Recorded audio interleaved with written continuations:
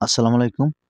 আমি আপনাদের ভিডিওতে যে সমস্যাটি বা রোগটি দেখাতে যাচ্ছি, এই রোগটি হলো গরুর গায়ে পচন বা বিভিন্ন স্থানে পানি জমে পচে যাওয়া।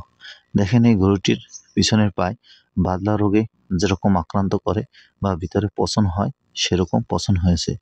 পচন হয়ে একটি ছিদ্রের মাধ্যমে এই দূষিত রক্তগুলা এবং পচা সব ময়লা বের হয়ে গিয়েছে এবং একে আর যে ময়লা আছে সেটাও চেপে ভালো করে বের করা হয়েছে।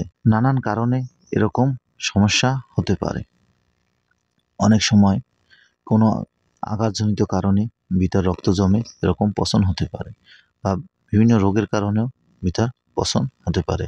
তো সাধারণত এটি আঘাতজনিত কারণে ভিতরে রক্ত পচে গিয়েছে।